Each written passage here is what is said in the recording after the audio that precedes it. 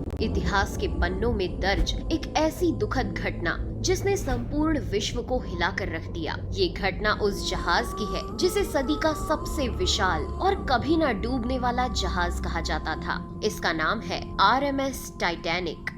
दोस्तों, टाइटैनिक की कहानी शुरू होती है 19वीं शताब्दी की शुरुआत से। उस समय जर्मन और ब्रिटिश में होड़ मची थी बड़े बड़े जहाज का निर्माण करने की। इसलिए ब्रिटेन सरकार ने एक ऐसा जहाज बनाने का फैसला लिया जिसकी सजावट और कद एक आलीशान महल से भी बड़ा हो, जो इस सदी का सबसे बड़ा जहाज कहलाए। इसलिए ब्रिटेन सरकार ने व्हाइट स्टार लाइन कंपनी को जहाज बनाने के लिए करोड़ों डॉलर का लोन दिया। इसके बाद 31 मार्च 1909 में नॉर्थ आयरलैंड के बेलफास्ट में शुरू हुआ टाइटैनिक का निर्माण।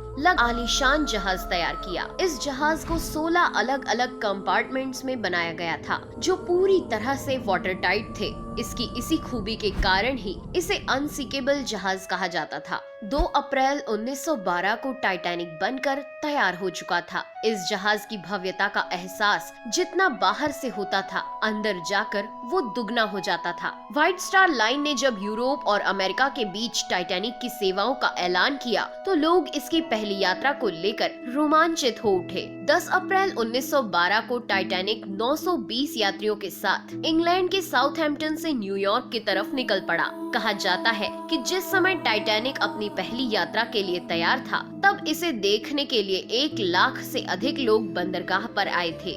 साउथहैम्पटन से निकलकर टाइटैनिक 42 किलोमीटर प्रति घंटे की रफ्तार से शाम को शेबोर्ग फ्रांस पहुंचा और यहाँ से 274 यात्रियों को लेकर टाइटैनिक क्वींसटाउन आयरलैंड पहुंचा और यहाँ से भी 123 यात्रियों को लेकर टाइटैनिक अपने अंतिम सफर न्यूयॉर्क के लिए रवाना हुआ।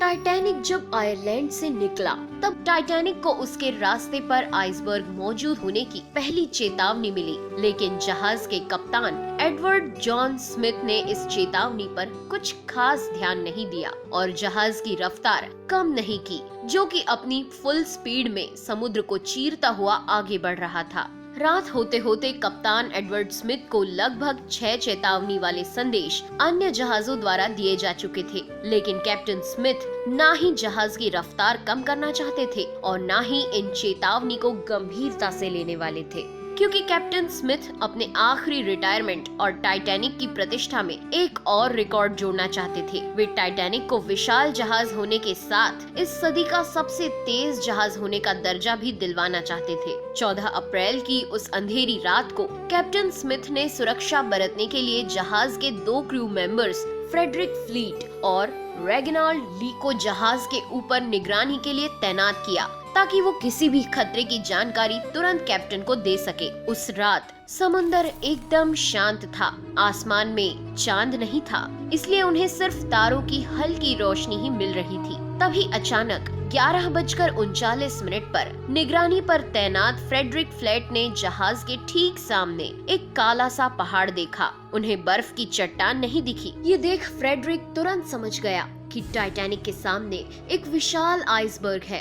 फ्रेडरिक फ्लीट ने एक क्षण भी न गवाते हुए 3 बार घंटा बजा दिया और फिर तुरंत फोन पर खबर दी, बर्फ की चट्टान बिल्कुल सामने है। ये सुनते ही सारे अफसर जहाज को मोड़ने की कोशिश करने लगे। अचानक हुए डिसीजन से कैप्टन ने टाइटैनिक को उस बड़े आइसबर्ग से दूर ले जाने की सारी कोशिशें की, लेकिन अफसोस 11:40 पर जहाज के राइट साइड का निचला हिस्सा उस बड़े आइसबर्ग से टकरा गया। टकराव इतना जोरदार था कि इसने 3rd क्लास में रहने वाले यात्रियों को एक बड़ा झटका दे दिया था। यात्रियों को पता उस वक्त लगा जब टाइटैनिक को एक जगह पर रोक दिया गया और इंजन बंद कर दिए गए। जैसे ही ये खबर फैली कि जहाज टकरा गया है तो लोग यहाँ वहाँ भागने लगे। पूरे जहाज पर खौफ का माहौल था। जब टाइटैनिक आइसबर्ग से टकराया था तो उसने दबाव के कारण जहाज के निचले हिस्से की प्लेट्स को चीर दिया था, जिससे जहाज के दाई साइड में 300 फीट तक के कीले बाहर आ गई थी। कीले बाहर आ जाने से आपस में जुड़ी प्लेट सरक गई और पानी तेजी से अंदर आने लगा।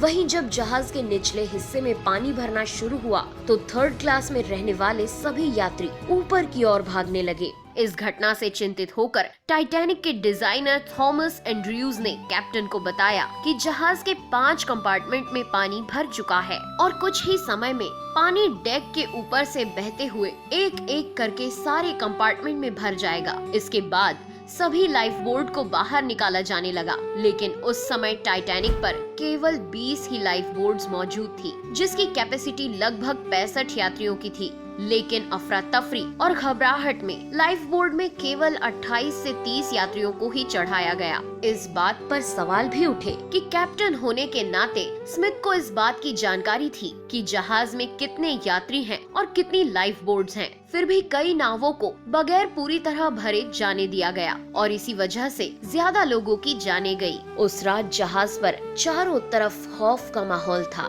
लेकिन इसी बीच वहाँ मौजूद म्यूजिशियंस का एक दल अपनी जिंदगी की परवाह न करते हुए मौत से बेखौफ होकर अपनी आखिरी सांस तक संगीत की धुनों को बजाता रहा, ताकि मरने वाले अपने आखिरी पल कुछ खुशी से बिता सके।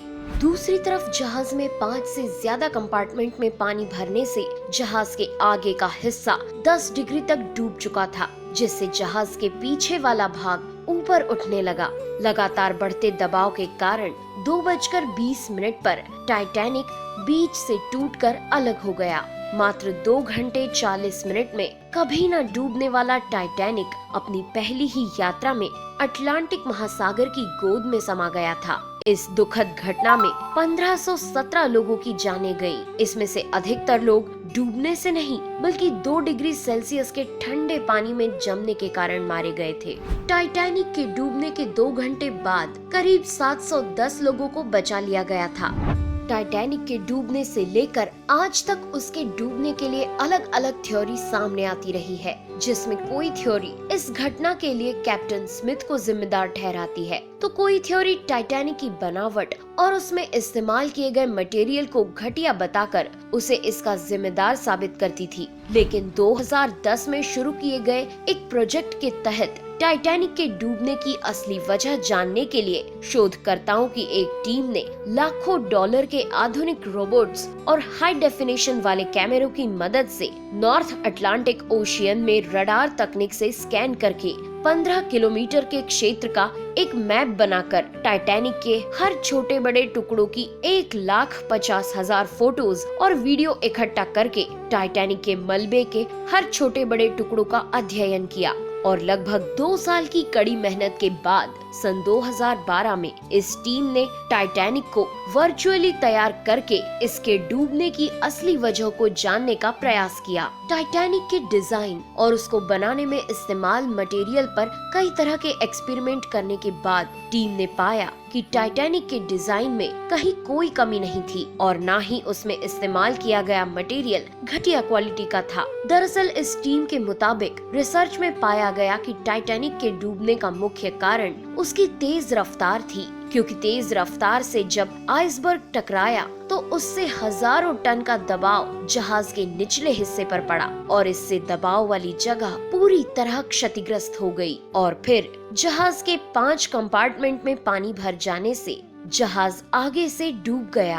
आज टाइटैनिक का मलबा कनाडा न्यू फाउंडलैंड से करीब 600 किलोमीटर दूर 4 किलोमीटर नीचे गहराई में पड़ा हुआ है, जिसकी तलाश एक अरसे से होती रही है, लेकिन कामयाबी 1985 में मिली। उसके बाद से अभी तक 700 से भी ज्यादा तैराक इस ऐतिहासिक मलबे के पास जा चुके हैं। हालांकि 100 साल पूरे होने से इसे पानी के नीचे की धरोहर में शामिल कर लिया गया है, जिसके बाद टाइटैनिक के मलबे का संरक्षण अब संयुक्त राष्ट्र की सांस्कृतिक एजेंसी करती है, ताकि इसके मलबे को गैर वैज्ञानिक और अनैतिक खोजों से बचाया जाए। 100 साल ही हुए हैं, हो सकता है आने वाली सदियों में समुद्र से टाइटैनिक के ये निशान भी खत्म हो जाए, लेकिन कोई भी आइसबर्ग उस टाइटैनिक को नहीं डुबो सकता जो करोड़ों अरबों दिलों में तैर रहा है। तो दोस्तों, आपको